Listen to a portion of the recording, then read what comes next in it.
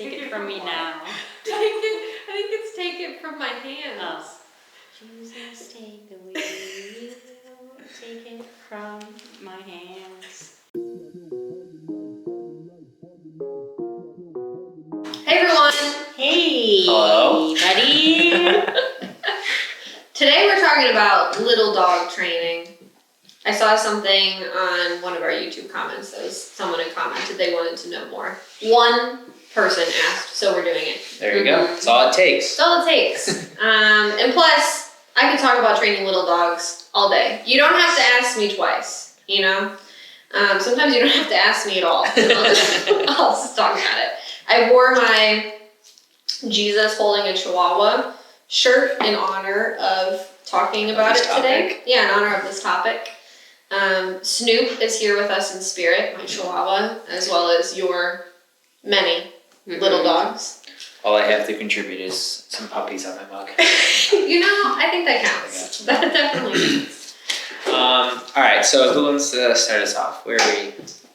What are your guys' overall thoughts on little dog training? Do you think it's much different than training larger dogs? What do you guys think? I do not believe it's any different. I think with working with a wide variety of dogs, your skill set can be catered to working with little dogs. So obviously, using a little bit less pressure maybe, and catering to the size of the dog. But other than the success rate of small dog versus big dog training, there really is no difference if we're applying the rules and boundaries the same as we would with any size dog. Yeah, I agree. I don't think the training aspect of it is much different. Like you said, maybe if you're using spatial pressure, that might be a little bit different just because of their stature and things. But I do think how you live with a little dog is very different. Oh, yeah. I think that's very different. Or should be very different. Yeah. They tend to get away with a lot more. Yes. Which is why you can see that typical nasty Chihuahua that everybody's like, my neighbor had one of those and I hated it. Little rat ankle biter. Yeah. Little rat.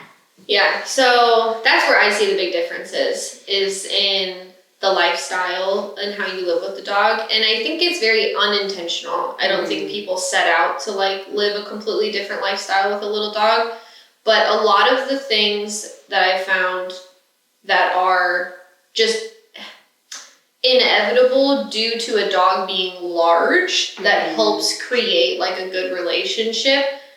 You don't have those same restrictions with a dog that's small, so you have to be more intentional about it. So what I mean is you can't pick up a 60-pound dog.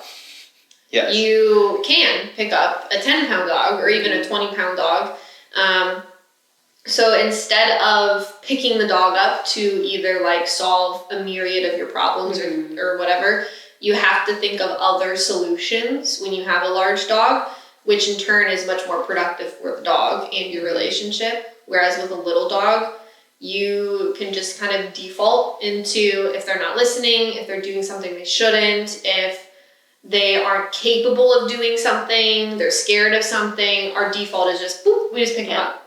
Instead of teaching them how to deal with it. To piggyback off of that, I think it's also in that same sense, a big dog, a German Shepherd, a Rottweiler, or whatever, you're okay, this dog can cause harm and damage. Yeah. So I need to put the time and effort to make sure that doesn't happen, right? Yeah. Smaller dogs, they can still do some damage, don't get me wrong, but it's something where I think a lot of people overlook that as, it's just a little Chihuahua.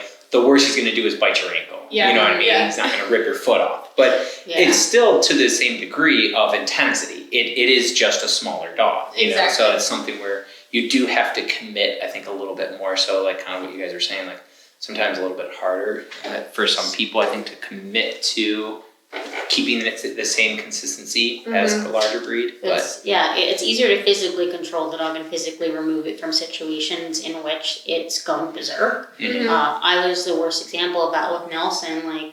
When I was 19, anytime he'd have a reaction, I'd pick him up and I'd be like, it's okay, baby. Which is one of the worst things you can do. Yeah. And I was at a loss because his behavior was so bad, but I was like, I can't do anything about this. He's a little dog. You have Yeah. to be careful with them. Yeah. And They're so that's not the fragile. case. Yeah. Mentally and emotionally, they're so Yeah. fragile. Yeah. Very, very different. So, that's where I would say I see the differences is that you have to be like very purposeful Mm-hmm. with how you live with your dog, which I still think you should be purposeful with how you live with a large dog. But again, it's kind of like what I've seen and what I think happened even over COVID is that the incidental parts of life of having to go to work, going out to dinner with friends, like all of these obligations we had socially disappeared. And instead of just being obligated to put our dog in a crate and leave, we didn't have that obligation anymore. And so our dog was never taught how to be independent, was with us all the time. I see that a lot with people even that are retired. When they get a puppy, they don't realize that like we still need to implement a very strict routine and pattern with your dog. They need to be crated for a couple hours every day, or things like that. So you end up having to like make sure that you're living and doing things very intentionally with a dog, with littler dogs, just because incidentally you're not going to be able to just, life is not going to do that for you at that point. There are some like really nasty little dogs out there. There are. There definitely are. From the crusty little white dog that has no soul behind the eyes to the Chihuahua that would literally like Yes. kill you and your whole family if you tell him that he can't have his milk bone. Oh yeah. There's a lot of people that put up with that too. Well, and I think that it's important to recognize that just because a dog is small does not make it by default a companion breed. Yeah. I think that we see small, and for humans, anything small, we just automatically think is cute. Yeah. Okay. Cuddle it. We just think it's cute, so there we're already at like a disadvantage because we're like, oh, but you're so cute. And then on top of that, we forget that like Jack Russells, Dachshunds, Shiba Inus, like all of these dogs are like very intense breeds that were bred to like Hunt and kill. Yeah. You know what I mean? Things. Again, that breed drive of like to hunt with the intention of killing is a very specific, strong trait. And then because they're small and cute, we make them house pets, which isn't impossible. For it. Exactly. It's not impossible to do, but then we're surprised when they have these very explosive behaviors and personalities, when in reality it's like dachshunds were literally bred to dig holes, go inside, and kill badgers. Yeah. Badgers are nasty little creatures. Like, imagine being the size of a dachshund and being like, I can do that. Yeah. Like, that's a big personality right there. Yeah, and dachshunds, like, Yeah. they can be a little nuts. Oh, yeah. Hunting. Absolutely. I do think it's interesting. I think it's unavoidably we're going to have to talk about, like, why is it Chihuahuas that everyone hates so much? Like, what specifically about them have they done to, like, garner the amount of hate? Because I think of any little dog breed, like, people very much despise Chihuahuas. Yeah, specifically. They're the pit bulls of small dogs. Yeah, So- honestly.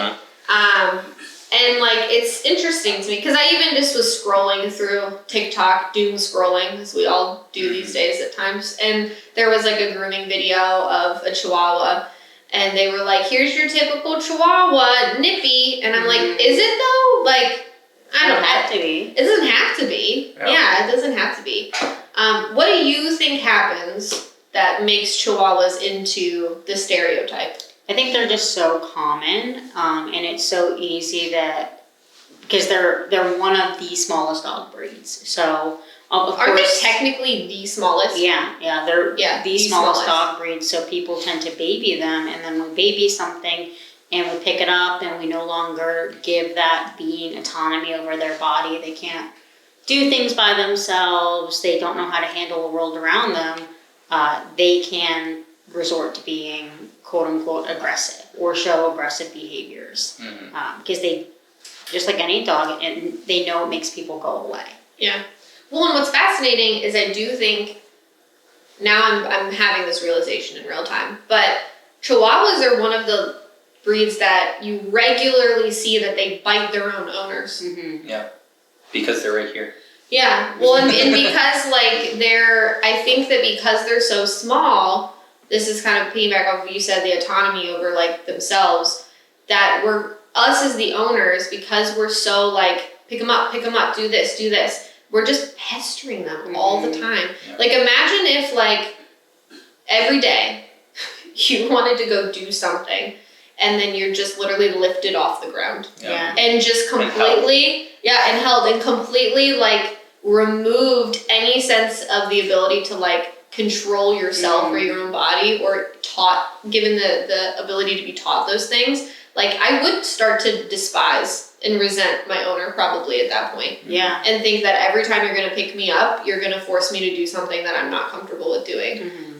Well, and if they're the smallest too, that means that everything is bigger than they are. Yeah. So it goes back to just the instinctual kind of, again, same thing, but instinctual fight or flight, where especially if they're taking that independence and that, their personality kind of taken away from them by their owners, everything that comes in, whether their owner or not, most of the time not their owner, it's fight or flight. And they're like, well, mom's not here, dad's not here, so I gotta act big and tough. And so that's where you get the constant barking, the constant nipping and stuff. Yeah. So I think that feeds into it a little bit as well. Yeah. And I've seen some really nasty ones. Like I worked at a shelter a couple of years ago, and this dog was a Chihuahua set to be on the euthanasia list. And of course, you said, that's the one for me. That's the one that I got, and I didn't know what I was going to do with him. I didn't want to keep him because I already had 2 dogs and lived in a small apartment. But I rescued him and had to sign like a 4-page contract stating that I was adopting a dog that could be harmful to myself and could kill somebody. Obviously not. This dog could though. Yeah. He would kill you. And his name is Benny. And Benny ended up going with my mom because it was a really good fit.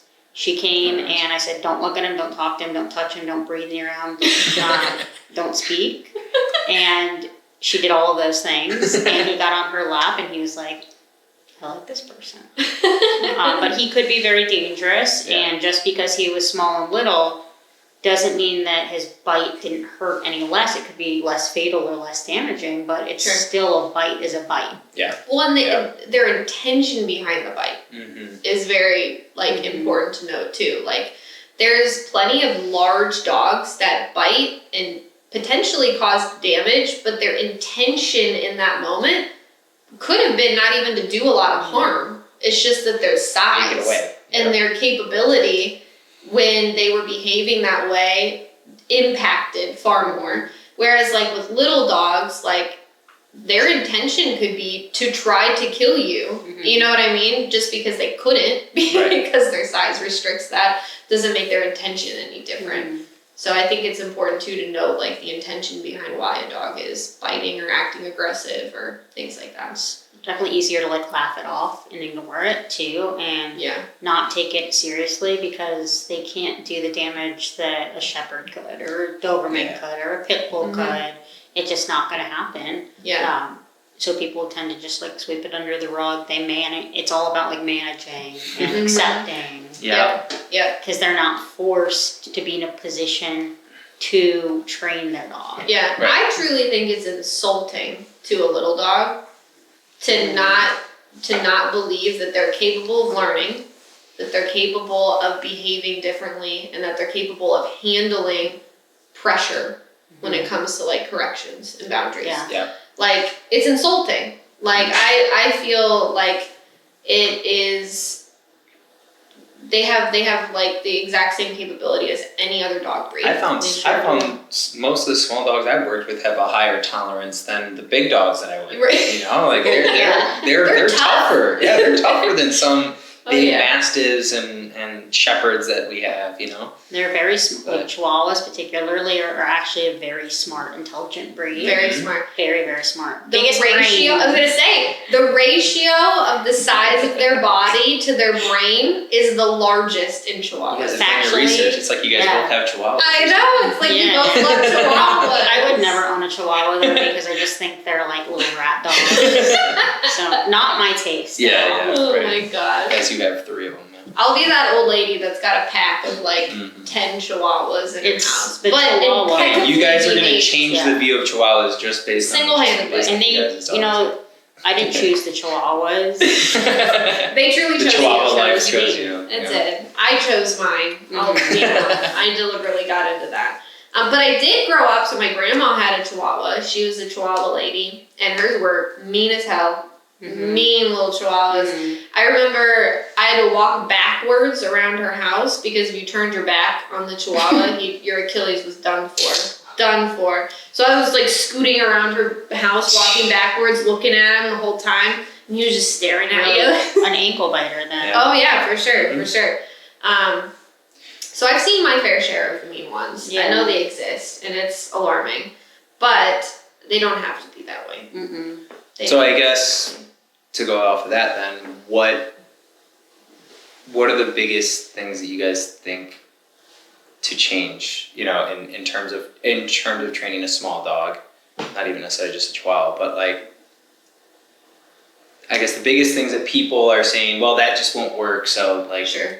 Compared to a big dog, you know. Yeah, yeah. Treating a dog like a dog. So don't have expectation that this is your baby that you birthed from your womb or that you're its biological parent, because it can be very easy when something's that small to baby it. Mm-hmm. And of course, I'm guilty of that with babying my Chihuahua, but there's an excellent balance too, where she went through potty training, crate training, and obedience training just the same as I would with my Beagle or Yeah. a bigger dog or any of my clients. So it's treating a dog like a dog. Yeah. I think there's certain things that you need to do the same, but then there are certain things that you probably do need to do a little differently when it comes to like living and management.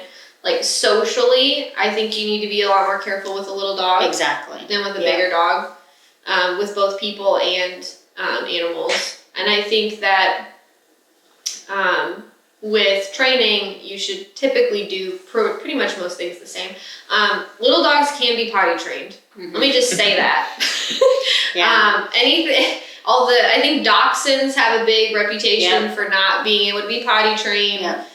Chihuahuas do for sure. They can be potty trained. It's My just- Chihuahua is yeah. potty trained. A little He bit knows to more go outside. difficult because the bladder is a little bit smaller or Mm-hmm. their tummy's a little bit smaller, so they need Yes. more frequent breaks, and people don't realize that you just have to really stay on top of it. Oh yeah. And they're smaller, so they sneak away quicker. Mhm. If you Easier to hide. Oh, for sure. Yeah. If you get a little dog as a puppy or even as a rescue or whatever, expect and plan that the first month potentially of their life, you're waking up 2 to 3 times in the middle of the night to let them outside. Mhm. And you have to do that. If you want your dog to be potty trained, you have to do that. Like, there's no other options. Get Like, rid of your pee pads. Yeah. no pee pads, no grass pads, no nothing, no litter box, no. Just teaching your dog to go to the bathroom in the house and Yes. just go relieve themselves, and then they don't have that association with outside. They have that to goes be going outside into- right from the beginning. That goes into doing your research on what dog you want. Yeah. Mhm. We all love small dogs and everything, but it is something, again, you have to research, make sure Oh yeah. if you want a Chihuahua, if you want a Dachshund, make sure you're doing that research first. Yeah, it's not for everybody. Yes. I think that some of the differences, I think, socially. So, like, I'll just talk about how I did, like, socializing with my dog, Snoop, my Chihuahua. I was so absurdly picky about what dogs he interacted with and what people he interacted with, and even, like, what ages he did it at, what his personality was like during that. Like, dogs go through, like, fear periods when they're growing that really dictates and impacts, like, a fear period is essentially like a maturing phase of the dog where everything that happens in that period can just be far more impactful on the dog's psyche, like, long term. Like, the dogs that got attacked at the dog park once as a puppy and then hate dogs the rest of their life, or are scared of dogs the rest of their life, typically it's because that probably happened during, like, a fear period. So, obviously, dog parks are a massive no-no for me with puppies, let alone little dogs. Yes. Especially. Daycares are a massive. Every social interaction that Snoop had was so purposeful and intentional. Like, I literally had people come over to my house with the intention of like, you're gonna meet my dog, and this is exactly how we're gonna do it. I had a lot of people, like most of the time I had people on his level initially so that he could get comfortable with them. I wanted him to feel respected by people, and I didn't want them imposing on his space. And I also wanted him to feel comfortable like going up to them and initiating contact as well. He's a very aloof dog, even at this point. Like, even with you guys, like, he's like, hey, bye. Just kind of does his own thing. And that's exactly what I wanted. I wanted a dog who was just kind of indifferent to people. So the interactions that he had were very purposeful, very calm. I didn't allow anyone to pick him up. Not a single person. I really rarely picked him up when he was young because I really wanted to foster that independence for him.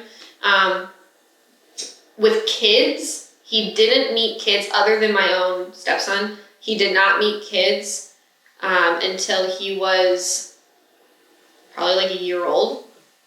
He was around a lot of kids, but he didn't meet kids, like they weren't interacting with him.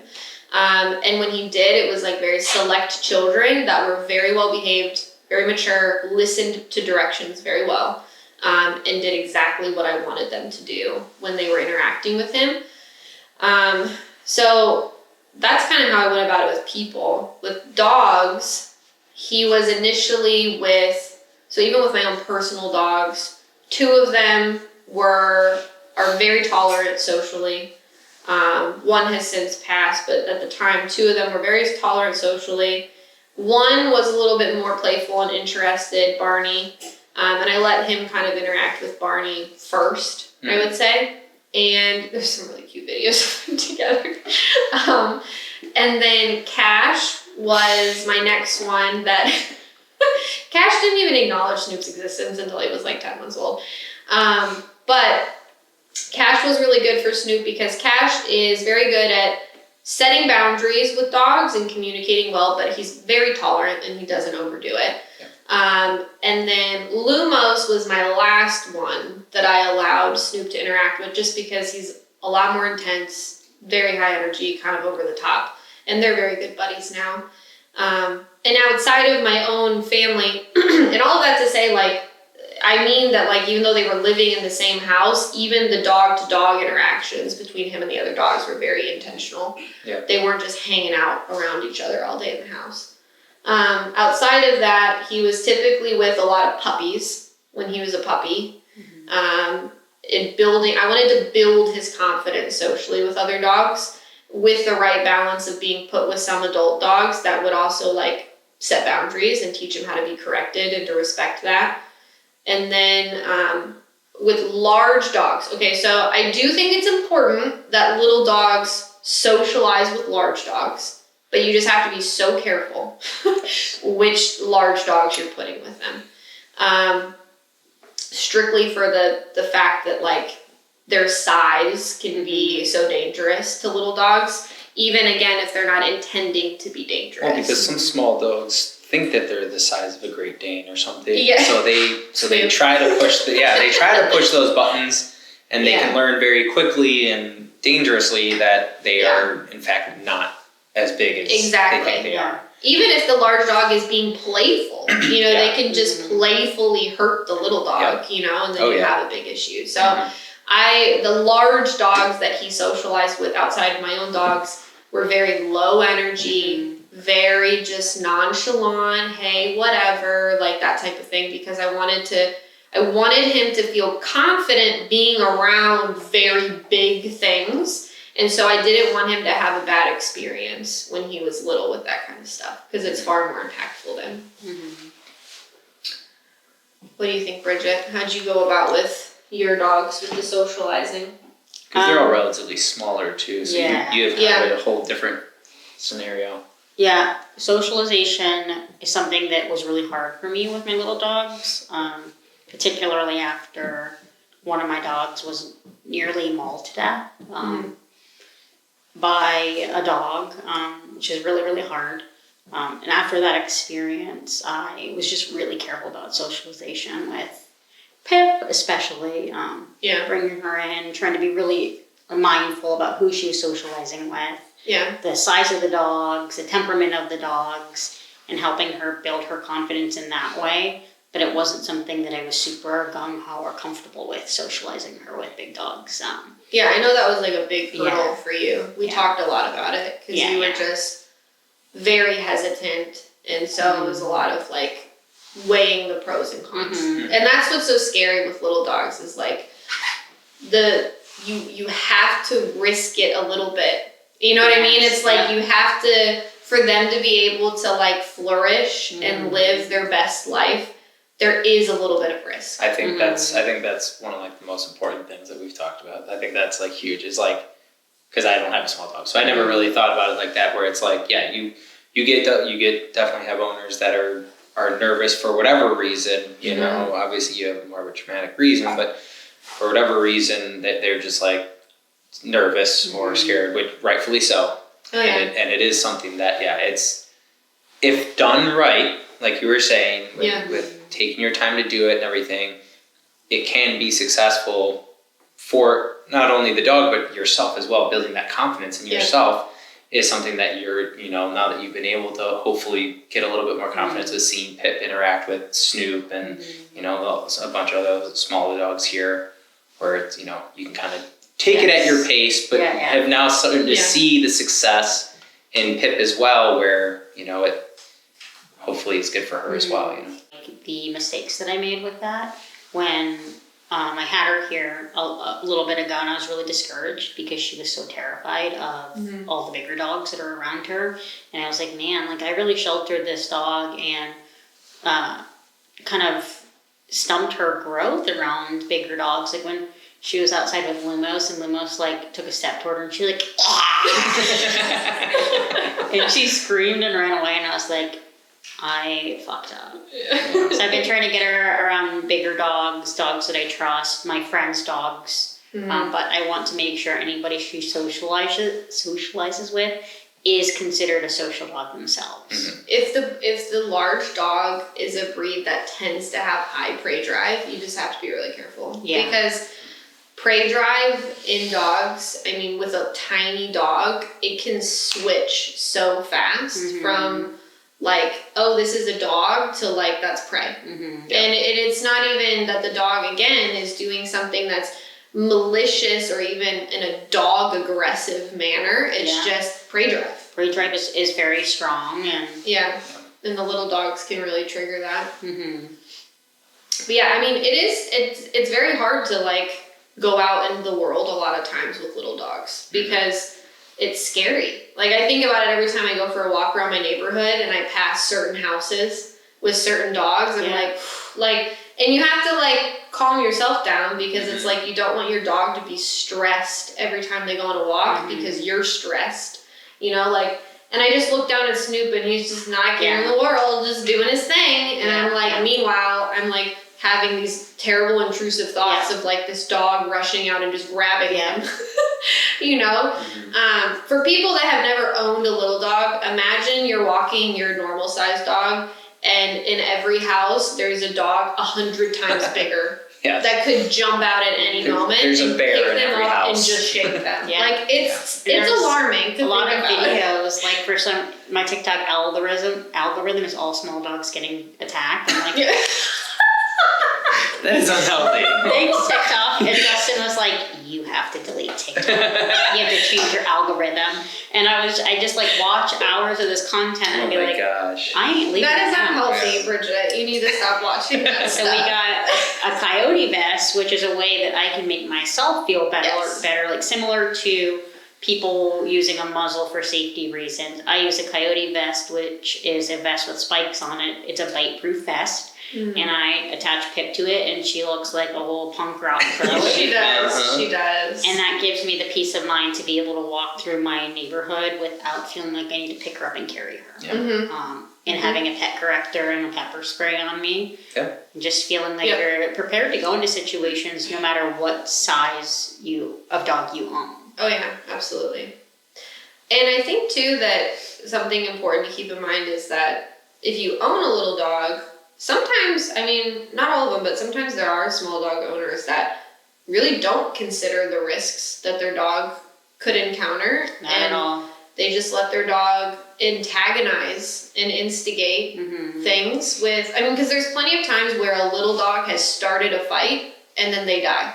Yep. And that's kind of what I was going at with, like, they think they're bigger, but they learn real quick that they're not. It's sad, but it's like, your dog did that. Yep. You know, you set your dog up to where we never held it accountable, we never created boundaries, we never managed them well, and now they're in a situation where they started a fight with this dog much larger than them, and then they end up dying or getting severely injured because of it. And unfortunately, then the people who own the little dogs usually then turn it into like, oh, your dog killed my dog, you know, and it's like, well, your dog started it. Yeah. And that stuff is really important to think about too, because I think it comes from the point of like, well, my little dog can be off leash and they can do whatever they want because they're nice. Exactly. You know, they're not the problem. They'll never be the problem because they're small. Exactly. You know? And then you know, shit You have happens. to have, a level of safety and concern with your small dog, which is the reason most likely that Pipsqueak will never be completely off leash in a neighborhood setting, because I don't trust, I trust her recall and I can ensure that, but I don't trust other dogs and her going to sniff ahead if she's in a free release, just something coming out and grabbing her. Oh yeah, absolutely. Yeah. And that's responsible. You know, that's something where you've put that into consideration. You're not letting her think that way, like you were saying with like Snoop, just kind of like walking around and you're all these things are going through your head. Like, it's because you've taken such responsibility and good care of him that he's like oblivious to the dangers out there. Where it's just like, you know, it's just like all I have to do is listen to mom and she'll take care of the rest, right? But if it's something, so it's the same thing where it's just like, if you flip it and you allow, you know, like then they're too scared to go out and like experience the world and be their own thing. You know, they're so used to you picking them up and everything, then they're going to depend way too much on you. And like, it's good to be said, like, we used as a funny example of Pip screaming at when Lumos approached, but that's the very thing that triggers dogs to want to go after the animal more. And that's when I realized, like, Pip being that afraid was extremely discouraging to me in the way she reacted, because that is a target on her back. Oh yeah, she's for sure. The screaming, the vocalizing, the running the opposite direction is all things that trigger prey. Oh yeah, absolutely. Lumos in that moment was just like, what the hell? It was like, I can definitely see that. Yeah. He literally like looked at her and took one step, and she was probably like 10 feet away, like was nowhere near, and she starts screaming bloody murder, and Lumos just paused. He's like, what? Is she okay? It's gotten better though. I've taken her to a controlled situation like our trainer's night. And I remember admitting to you and David, I was like, she's so scared and fearful. And you're like, no, she's not. Yeah. She's not. So it's gotten better. Yeah. No. And, I think it's important to like balance, you know, realistic management of a dog that is small in order to keep them safe while also not sheltering them a little bit too much. Yeah. And it's a hard balance to find sometimes. It is a hard balance. It's important. You also have to watch out for hawks. That is birds of prey. Anxiety Unlocked is Justin like being like, there's a hawk in the yard, and he went out the same day and got a decoy owl from Home Depot. Put the decoy owl in the Does that yard. work? It's supposed to like a bird of prey. You would know this. Yeah. With another bird of prey, they're not going to challenge. Okay. So we got a lot of less likely to. Yeah. Yeah. A lot of decoy owls in the yard because that was just a random anxiety he started to have. Yeah. I've done. Yeah. I only have Sully, but when he was a puppy, when we first got him, and he was like 2 months old or so he was small. We had him down like the metro parks and walking around, and this was before I started training, but I let him off and he's just running around, and then I just like look up and I see this hawk just like circling us, and I was like, I like sprinted, like picked him up, I'm like, we're done, and just slide walked back. I was like, never again. According to my TikTok algorithm, I also want to see dogs get attacked by birds, and I just saw this like little white dog, and it was clearly dead, and the hawk just had it, and the dog's body is like swinging, and I was like, oh. When I had Maggot, so I did have another little dog before I had Snoop. I adopted like an old Chihuahua lady. She was also a Jack Russell mix, but when she would go out into my yard, we had a hawk that would just like circle up above. So I'm literally just like following right behind her the whole time she's out in the yard. I was like, not today, not today. That's scary. Coyote Vest makes a specific vest for hawks, so sponsor us, you know.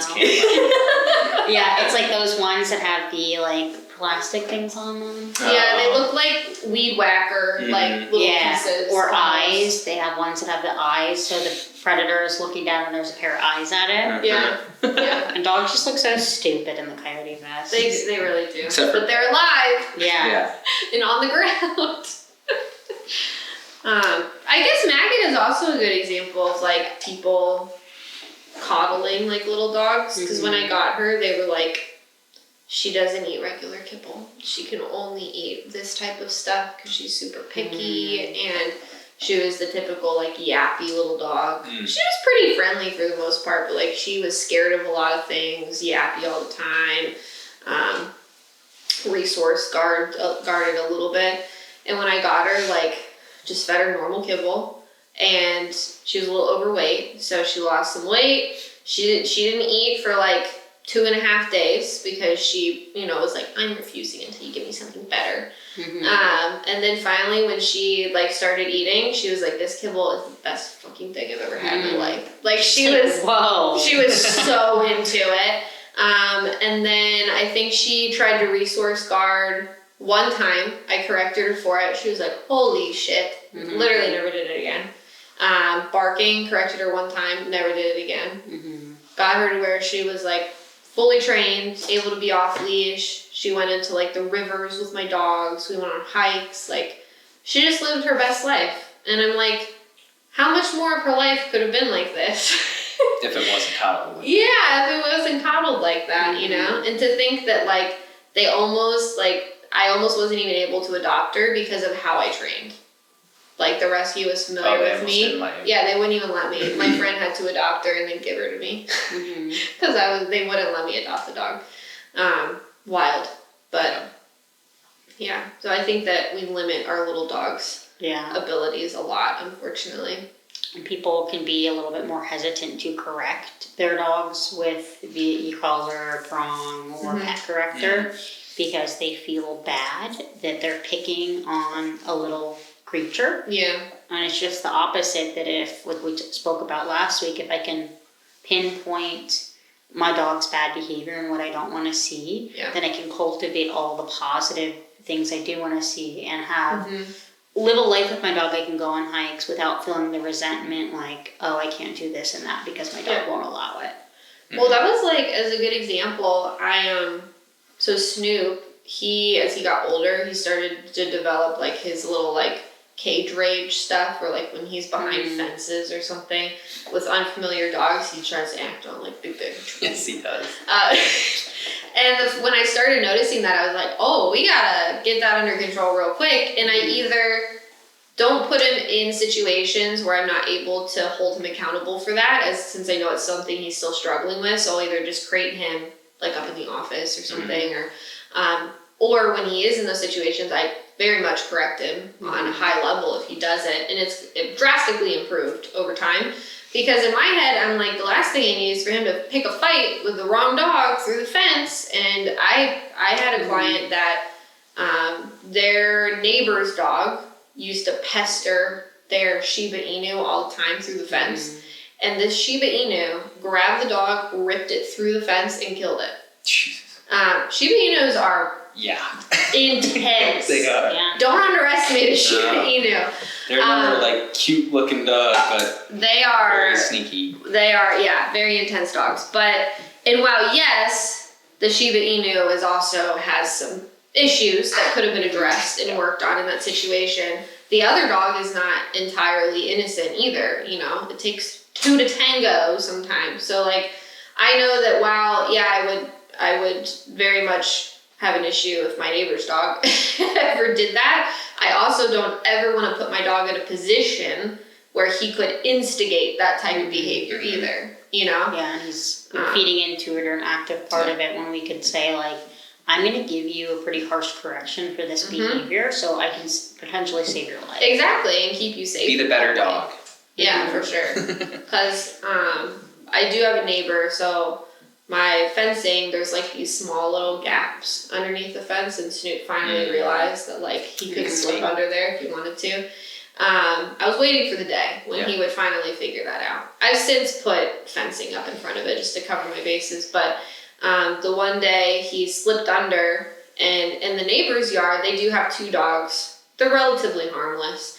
But obviously I don't want him thinking he can just escape the fence. So I remember, and this is where it could be hard for some people, I took him outside, and knowing that he was going to be proud to show me that he figured something out, because he looked at me like, what is Mom? And he like went over, Snoop, to the fence and started to go underneath of it, and I corrected him on a very high level, and he was very sad. He went to see Jesus? He did. He did see Jesus for a split second.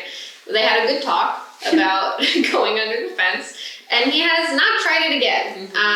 Again, like I said, just for better management and my own peace of mind, it did put fencing up to cover those holes. But even prior to doing that, he didn't even like go near those sections. He was like, definitely not. And I do that because I want to keep him safe rather than, potentially setting him up to get hurt. Well, because then if it ever presents itself somewhere else where he could sneak under, he's going to be like, exactly. It's the opening's there, but I'm not going to take it. Exactly. Exactly. Yeah. So what's our summary? Yeah, what's our summary here? Little dogs are the same but different. You can't 100% train a little dog just as proficiently as a bigger dog. Yes. Just the process might be a little bit different, but it's the same. Yeah, totally the same. You might have to do some different techniques or avenues along the way, but they can be held to the same standards as any other dog. They don't really have any limitations in that way. Yeah. Like what have you said? A dog is a dog, right? So. My favorite slogan that I created. Yes. Big or small, we train them all. And you gotta say it like that too. Perfect. So I'll remember that.